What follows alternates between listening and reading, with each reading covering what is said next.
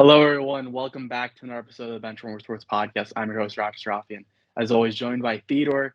Davian unfortunately can't make it. Has a ton of stress, AP exams, college. We get it. I mean, I did take 5 tech credit classes, and I had 5 exams in 8 days. But I won't be an old man about all of that. Theodore, how are you doing today? Hockey starts in 2 weeks. I cannot wait. We got some big hockey news that I want to cover real quick. But first, how are you doing? Davian's being soft. He's trying to quit on the team here, and this kind of behavior, it's just completely unacceptable in my eyes.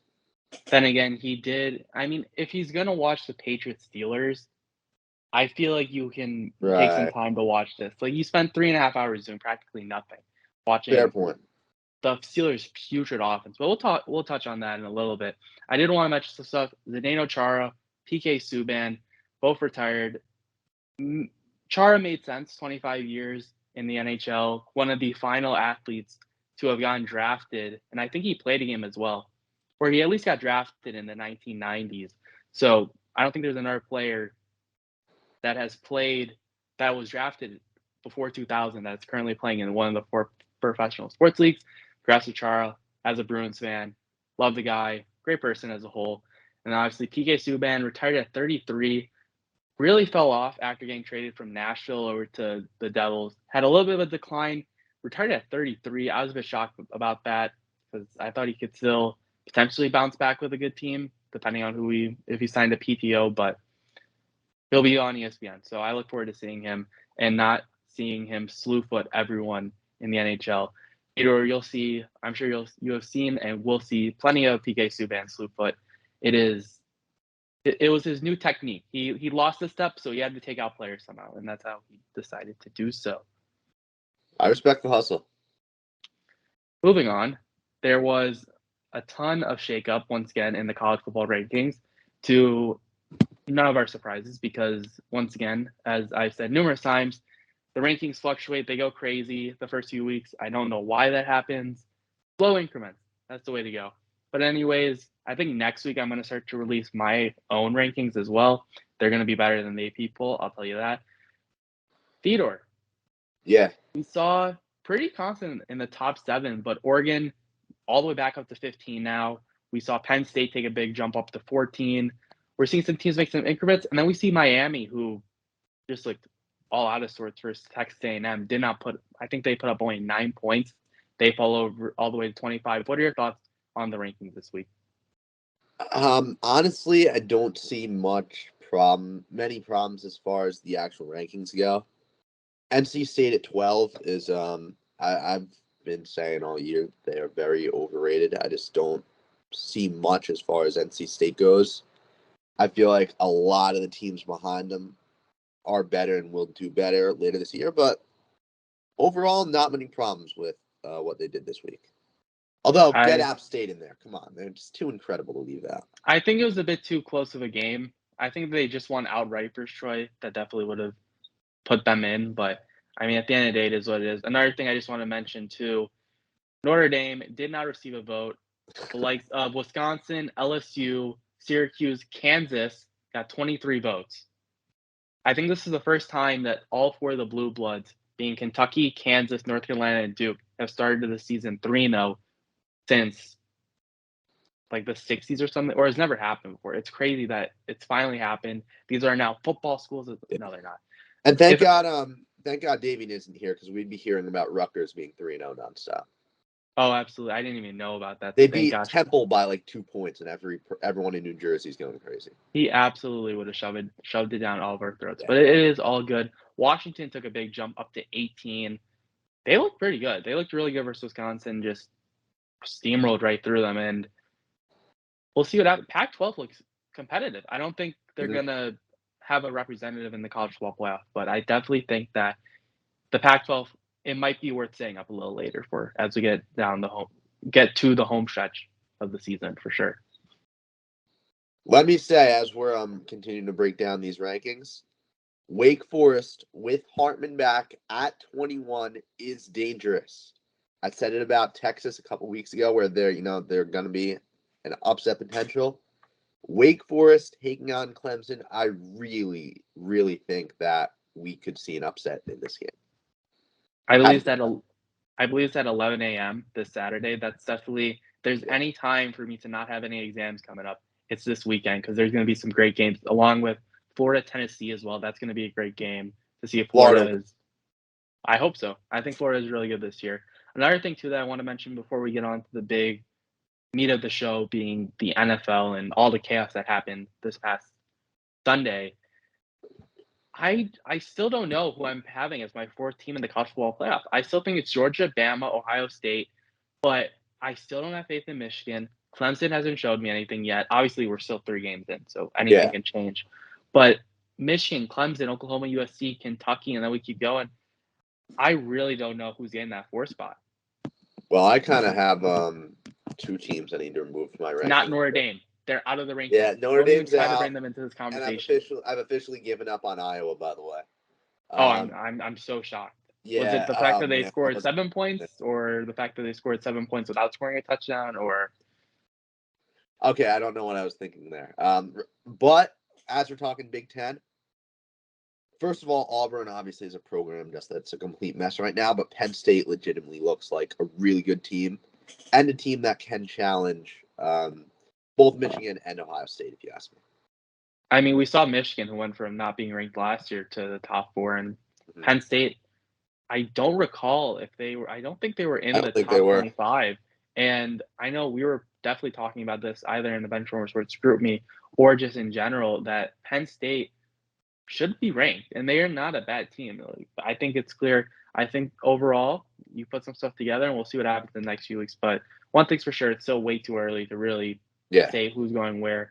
But the one thing I feel like we both can agree on is that 4th spot is really up for grabs, and it'll be very interesting. I don't think Ohio State's – let me just say this. I don't think Ohio State's a lock either. I know you've been saying it all year. Well, to be fair, I will say if Ohio State doesn't make it, it's not going to be because there's 2 Big Ten teams, though. There's just going to be one. So, yes, I have faith in Ohio State because they've looked really good after the second half versus Notre Dame, and they've looked really good the past few weeks.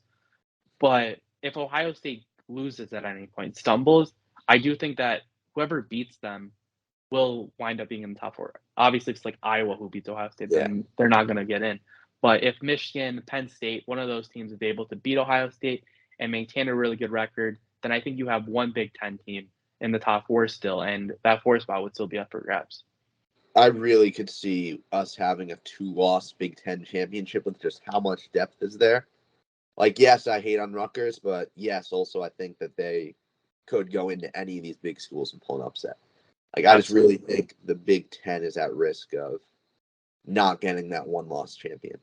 Another team that's built up a lot of hype, I haven't done too much research on them, so I don't want to talk too much in depth about them because then I'll look like an idiot, is Minnesota. They're 3-0. I've heard a lot about them. I need to watch them a little bit, but I'm hoping they climb these rankings. So when they come to play Champaign down in a couple of weeks, I can go to that game and hopefully get a chance to run into a football field because that's one of my pipe dreams of the future. Speaking of football and sneezes, I guess there's the Dan Orlovsky thing. I didn't want to do it at the start. I was thinking about it, but you know what? Theodore made up for it right there with a beautiful on-time sneeze, so I definitely appreciate that. Okay, for the record, I did try to turn off my mic and ended up turning off the camera. So technical difficulties don't just affect ESPN. They also affect us here at the lower level. Absolutely. All the way from Connecticut to the middle of nowhere, Illinois. ESPN is everywhere. Anyways, let's get into these NFL games. We're just going to go through all the games and talk a little bit briefly about each one, some more than others, because some games were absolutely chaotic and other games were absolute buns. But then again, that's just a typical week in the NFL. First off, Chargers-Chiefs, let's talk about this a little bit. Obviously, Justin Herbert kind of threw the game away quite literally with a pick 6, but overall, I thought the Chargers played pretty well for a team that's pretty cursed. Yeah, I think, the pick 6 was a mistake, obviously, but also I didn't lose any faith in Herbert watching this. I saw the way he rebounded, got the team back into a good position. Both these teams are the elite of the elite in the NFL. Absolutely. You could have rolled the dice 10 more times on this game, and it probably would have split 5-5 or maybe 6-4 in favor of the Chiefs. Really good game, very close game. So Not the end of the world for the Chargers. Justin Herbert is a bit dinged up, but there's never been an instance where there's been a medical mishap with the Chargers and the quarterback. So I'm not worried at all. The painkillers, it'll be all good. The Chargers medical staff, I'm sure this time they got it right and will treat Justin Herbert with 100% safety and properly as well. Moving on to a game that really was bad is the Patriots Steelers. Unfortunately, Davian is not here to talk about it, but if he were to talk about it, I'm sure he would say that he fell asleep after the second half begun because it was a very boring game. Obviously, Mitch Trubisky, Chicagoans, we love him, but it looks like it might be time to give Kenny Pickett the reign, especially because I have Najee Harris in fantasy and I need him. He's averaging 12 points, not bad, but get some more. Absolutely agree. And the Patriots got some huge offensive issues they have to fix up as well.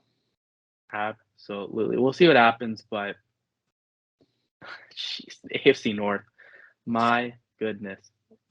I don't know who's going to – I think the Ravens will win, but we'll see what happens with that. Moving on. Oh, boy. Here we go. Not this game. The New Jersey Giants. Shut One of, I believe, what is it? One of 6 teams that is now 2-0. Beat the Panthers in a very boring game, but I didn't watch it. Theodore, your thoughts on how the Giants played? Obviously, Saquon's is back in full, not being injured. So, what were your thoughts? What were your takeaways from the game? It was honestly a very boring game to watch. I'm definitely not as hyped up as I was after week 1. Because, man, I was bored watching this game. For Graham Gano, should be offensive or special teams player of the week. He hit 4 field goals, 56-yarder too. He is automatic and probably going to be one of the key reasons we win games this year if we do. Daniel Jones does what he had to. He missed on 1 deep ball, but, I think the Giants are in a position where they can handle Daniel Jones making that 1 mistake per game or even 2 mistakes at times and still be able to win. I'm so excited about this team right now. Absolutely. Obviously, we'll get into them a little bit, but you're tied with the Eagles, and the Eagles look so good right now. I'm very happy with that take that I had of them going to the NFC Championship game because that take looks really good. But we'll talk about them in a little bit. First, moving on to the other team in New Jersey, we have the Jets and the Browns. If karma existed, it would be in the form of this game. I saw the touchdown, the Corey Davis, I believe, touchdown. The Browns, guys, the DBs are just jogging gingerly. They left him wide open. My goodness, Corey Davis was in a different area code. Imagine the telephone bill that he'd have to pay if those DBs called him. Oh my goodness, that he would have racked up. He would have had to pay so much money for that phone exchange. The Jets. Wow, Joe Flacco, prime 2012, and which was the shortest prime ever for a quarterback, by the way. Prime Joe Flacco re-entered the building and was able to pull it off for the Browns. I think I saw Joe Flacco has like the 3rd highest winning percentage against any individual team. And the other, like, number 1 is like Tom Brady against the Bills, and the other one, I forgot the elite. The second is another superstar. Oh, Aaron Rodgers versus the Bears, yeah. And then it's Joe Flacco versus the Browns. It's man, the Browns were my survivor pick. I put it out on TikTok. I had $50 riding on them winning this game. And, jeez. Yeah, very disappointing to say the least. If you're looking for a bet, though, this isn't an ad sponsor, by the way. If you're looking for a bet, though, Garrett Wilson, Offensive Rookie of the Year. My goodness, has he burst onto the scene, and I have taken him in both my fantasy leagues. I did drop him this past week, but I'm number 1 in the waiver wire, so I'm hoping I can come back up. But I do have him in the Benchwarmer Sports Fantasy League, and I am reaping the benefits. He's been lighting it up for the New York Jets, and he could potentially be the next Jamar Chase, Justin Jefferson type player where we've seen this the past few years where obviously Drake London, I love him. He's been doing great. But Garrett Wilson could win the Offensive Rookie of the Year. I know it's early. I know it is. It's only 2 weeks in. Let's see. That's something to keep tabs on over the course of the season. Next, Jaguars Colts. Matt Ryan, come on, man. I hate to say this. I really do. Because I wanted Matt Ryan. I thought Matt Ryan was going to succeed in the Colts and hopefully make the playoffs and maybe win a Super Bowl. He's not got it anymore. He lost it, and maybe he carried the curse with him. Oh no, please don't. But I said this on TikTok. The Jaguars will win the AFC South, and that's not a crazy take. If I had said that 3 weeks ago, I would have been locked in an insane asylum. But now that looks like a great idea because Trevor Lawrence like a great quarterback, like the future franchise quarterback for the Jacksonville Jaguars, and Indianapolis is an absolute mess. I think you just got to clean the shop at this point with the front office. There was that hope a few years ago, and now it's gone. Yeah, it's like I've said since like 2019 that, or since Andrew Luck's been retired, that they have had one of the best top to bottom rosters in the NFL once you get rid of the quarterback position. I just really thought that, Matt Ryan would be an instant fix for this team. And now it's like, Same. yeah, Matt Ryan's been bad, but there are holes everywhere else too now. Like, I just And don't Jonathan know. Taylor hasn't been as dynamic as you would like him to be, Yeah. which is, and yes, you could say, oh, Pittman was out. Oh, we're dealing with injuries, but good teams, really good teams, the best teams, the cream of the crop, are able to overcome those injuries. Yeah. So at the end of the day, you can complain about injuries. I can complain about injuries all the time. I love to complain about injuries and how they affect my team. But the Colts were a team that I personally, and I know you spoke very highly of them. We both thought that they could potentially be an underdog pick to win the Super Bowl this year. And they just look lost out there. It's still early. Look, they have a track record of losing in week 1. They also have a track record of losing in the Jaguars. Maybe they rebound, but it doesn't look good right now. Absolutely. Moving on, Dolphins, Ravens. Ravens looked like they were a top 5 team in the NFL until they were not, because that defense, yes, you have Kyle Hamilton. Yes, you have some young DBs in the secondary. We get it. But my goodness, that was rough. And then I said this at the start of the season. The combination of Jalen Waddle and Tyreek Hill is going to tear up so many defenses. It's going to be insane. And that's exactly what they did. And Tua finally had the game that I know Dolphins fans have been waiting years for. So props to Tua, and the Dolphins just stormed right back. Lamar Jackson, though, he will get paid. If it's not by the Ravens, he will get paid. But the Ravens defense really let the team down and was a cause of concern for me. Obviously, again, it's week 2. We're overreacting, but a little bit concerning. And yeah, if Tua can do what he did last week on a regular basis, I think the Dolphins will be right in the thick of contending for the AFC Championship. Also, 80 combined fantasy points from Hill and Waddle in my main league. Ridiculous. Absolutely insane. It's like an automatic win. My opponent had 2 on the bench. He was so pissed. It was awesome. Could you imagine having those 2 guys and having like Diggs, Josh Allen, some of those other guys on the Bills too? Yeah. Oh my goodness, that team. Like 210 or something this week. It was absurd. Theodore, expert fantasy football and analyst, 100%. Moving on, Tampa Bay versus New Orleans. Tom Brady tore up the Saints. No, he didn't. No, he did not.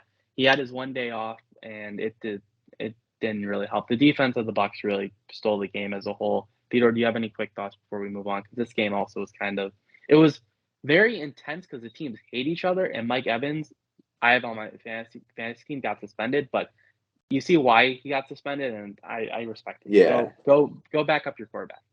Right. It's just the Saints are not who I thought they were. I thought that Jameis would be right back to just airing the ball out like he was, in 2019. 30 touchdowns, 30 picks. I thought he'd clean up the picks. Did not 30 happen. for 30. Yeah. And the Bucs will be fine. They just added Cole Beasley, I believe. To the practice squad. We're literally picking up every single player out there. They might even struggle this year. They might win, 10 games or something, but I have no doubt at all that they'll be right up there in the playoffs, as always. 100%. We'll see what happens. Lions versus the Commies. The Lions, I know everyone's on the hype train, but all I got to say is this. I'm on the hype train as well. Let's go, Lions. The Lions are – you love to see it. St. Brown has been a dog for the past – since, I think week 10 of last year. He's been insane. I don't think he's had a game with less than, 8 receptions since, week 10 of last year. He's been tearing it up. He's been great. TJ Hawkinson, you gotta get him rolling a little bit. DeAndre Swift, love DeAndre Swift. Jared Goff looks like a average, solid quarterback. I mean, Mhm. you held the game versus the Eagles, very tight game. Yes, you scored a few touchdowns late, but you made it interesting though. And you beat a commies team that tried coming back, but at the end of the day, the Lions are Aiden Hutchinson 3 sacks. I like where the trajectory is looking up for the Lions, and that's all I feel like you're gonna want as a Lions fan. And Hutchinson's a stud. There's no doubt about it. 100%. Next up, Niners versus Seahawks. Trey Lance, unfortunately, out for the year. Really not a big blow for the Niners. It was very smart now. They look like geniuses for keeping Jimmy Garoppolo. That's all I have to say. Niners will still be good. I still think they'll keep rolling, but I am concerned about that injury because as someone who has watched the Chicago Blackhawks take a player third overall, supposed to be the franchise player, get injured numerous times. I'm sorry, Kirby. I don't mean to throw you under the bus. I'm getting some flashbacks and PTSD. Hopefully Trey Lance recovers well, doesn't have any setbacks, but we'll see what happens in the future. I'm really nervous or if I was a 49ers fan, I would be terrified about this Trey Lance thing. Like, they gave up pick 12 and 2 future first-round picks plus an extra third just to move up 9 spots to get this guy. And now he's lost 2 years of his career. Like, we always talk about, and we've just said it so many times on the show, how you need to win in that early window with a young QB. You really only have 4 years until their paycheck gets absurd. The San Francisco 49ers are going to be in such a tough spot this upcoming offseason, especially if they win a playoff game this year once again. Because it's like, what could they even trade Trey Lance for at that point? Think about how much it stunts his development. My main concern Yeah. is the fact that he didn't play last year, which is okay. But my problem is he didn't play the last year at North Dakota State. I think it's COVID or something. I don't think he played his final year there either. So he, by the end of this year, obviously, will have played one game, one NFL professional game past 3 years. He's barely played any football the past 3 years by the end of this year. Jordan Love territory. It's the exact same. But Jordan Love, at least you can put him in every now and then. He's learning and stuff. Trey Lance being injured, and then the fact that he missed time in college as well, I'm just concerned about that as well. I'm more concerned about the fact that he's rehabbing an injury versus Jordan Love, who's just sitting behind, because we saw that work with Rodgers. And Jordan Love this preseason looked like a pretty solid quarterback for the most part. We'll see what happens, but I'd much rather be in the Jordan Love camp than Trey Lance. Trey Lance has more upside. I think we all can agree on that, but there is some concern with Trey Lance's health going forward now. Falcons Rams, a false hope. They were so close, but it's okay because at the end of the day, they put up a good fight. The defense showed that although Cooper Kupp is Cooper Kupp, there's nothing you can do about that. The Rams, this is the definition of skill issue. That whole trend, this was a skill issue. Mariota could have been better. Obviously, you wish that the Falcons had more skill at the quarterback position. They had a better offensive line. They had a better defensive line. But that's okay. The Falcons are bad this year. We can all accept that their roster is not that good this year. But at the end of the day, hopefully Kyle Pitts can get more involved in the offense. He's been a bit of a decoy, but hopefully he gets more involved as the season goes on. But this is the step you want to see. I hate how they played that Saints game, but last year, especially versus the Patriots, that's like the one glaring memory that I have. When the Falcons played a team that was better than them and they got outmatched by them in the first half, they laid down and just died. They're like, okay, let me just take the rest of the game off. I don't care. The fact that they came back in this game is a very positive sign for the coaching and just a positive sign in general for me. So we'll see what happens in the future, but I like how the Falcons looked this past week. Next up, Theodore's favorite team, the Arizona Cardinals, quarterback by his favorite quarterback, Kyler Murray. I posted a bit of a premature meme in order to jinx the Cardinals and the Raiders, and that worked out perfectly. The Cardinals came back and wound up winning the game. They got lucky. Kyler got lucky. He got bailed out by the refs multiple times. I think there was a holding on that 4th down play that they later called the flag on. Should not have had that 1st down. And yet, look, he does some cool things with his legs. I'm not denying 20 that. seconds. Did you know that it took him 20 seconds on that 2-point conversion? Did you see that? It was very under the radar. Did you know, though, that 2-point conversion was one of the longest plays in NFL history? 20 seconds. Yeah, I'm not sure if no, you saw that. and he's fun to watch too. I'm not even trying to deny any of this. Stop putting him in this elite category. He's not that good of a quarterback. He makes so many mistakes. He costs his team so much. There's the work ethic stuff. Like, come on, just give me a break. We'll see this team collapse down the stretch if they're even in a position to collapse because they might already See, suck. but isn't the collapse happening now, and then you pick up DeAndre Hopkins and you actually go on your stretch? We'll see what happens. But Also, I yeah.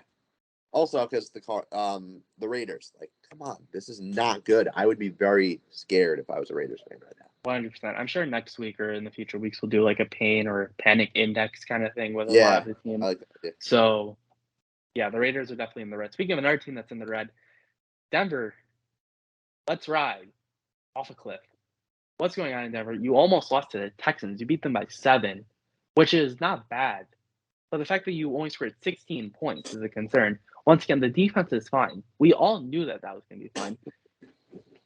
I hope, and I think if this is like the Tom Brady thing, where when Tom Brady first went to Tampa, there was a bit of a shaky start the first few weeks, and then after that, it was fine. I pray that is the case here. But then again, you go from Bruce Arians, who's an experienced NFL coach who knows what he's doing, to Nathaniel Hackett, who got fired by the Jaguars, which is a very low. Like, imagine getting fired by the Jaguars. I mean, Okay. you'd really have to be putting your hands in the wrong places to get fired out of that position. But Theodore, what's your take on the Denver Broncos? Is there a cause for panic yet? If only there was someone who'd warned all of you not to trust Russ in this Denver team, would have helped a lot of you guys who are so shocked right now. I just wish someone would get Maybe we can have them on the podcast. Do you know this That would be man? a good idea one day. I'm sure he doesn't think the Giants are a playoff team either. Yeah, we'll have to get his view on that too. On to the more significant part of that game, if you ask me. The Houston Texans might be a decent football team. I think the AFC South is so bad that it'll be wide open. Like, I think we're going to enter, 2020 NFC East territory where I believe Washington won it at 7-9 ultimately. Like, I just really, really think that Davis Mills does enough decent things. He has enough good players around him that don't count Houston out yet. Absolutely. Moving on, I just want to touch on the Bengals Cowboys because we'll talk about the Bengals when we do our panics index, maybe next week or a week after, as I mentioned prior. Bengals, Joe Burrow's just got to get the ball out a bit quicker. I think that you beefed up the O-line. You just got to do that. Cooper Rush, dog. Moving on, Packers, Bears. Nothing to say here. Aaron Rodgers owns the state of Illinois. I think we all can agree with that. And then we have the Monday night games, which were just awful. Yeah. Bills smacked the Titans. Eagles smacked the Vikings. Eagles, once again, my pick in the NFC Championship game versus the Packers. I love that pick. I know Theodore doesn't. And then, obviously, you have the Bills, Titans, and the Buffalo all the way this time. All the way this time. Philly and Buffalo both will fall short. They'll disappoint in the playoffs. I'm not even convinced Philly makes it to the playoffs yet, if we're being real. That's not the first time a team in the playoffs has disappointed or let me down. So I'm all on the Buffalo and Philly trip. Let's go. I like how they've been playing. I like how the Eagles have been playing. And come on, the Bills. Come on, Theodore. Hop on the bus. Hop on the wagon. Hop on the wagon. I take the Chargers. I take the Chiefs. I'd probably even take the Dolphins at this point. I'd possibly take the Ravens over the Bills. I just really think. Yeah, I really think that the Bills are due for a huge collapse. And everyone's going to act all shocked when it happens. Trust me. Well, all I can say is this. Buffalo, all the way this time. That will do it for this edition of the Benchwarmer Sports podcast. We did a little duo action, Theodore and I. Davian hopefully will be back next week from his. Wait, Raffi. What? We made it through a whole college football segment without saying Roll Tide. Oh my goodness. And we almost ended the podcast like that as well. Well, I'm glad you mentioned that, but we'll see. We'll hear. I'm sure we'll hear next week. So we'll make sure Davian can make up for the Roll Tide Double the that Roll we missed Tide. this week. Absolutely. And every segment will be started by Davian saying Roll Tide. That'll do it for this edition of the Benchwarmer Sports podcast, joined by Theodore. As always, I'm Raffi and be sure to follow us on TikTok if you like shorter videos, Benchwarmer_Sports. I am now slowly getting on my hiatus of exams, so we will be getting some hockey stuff up on YouTube as well. Very excited. And so if you don't like the longer episodes, it's all good. Check out some of the YouTube stuff. Check us out on TikTok as well. And also be sure, God save the king, to subscribe to our channel at Benchwarmer Sports. We hope you enjoyed this episode and have a great rest of your day. Peace.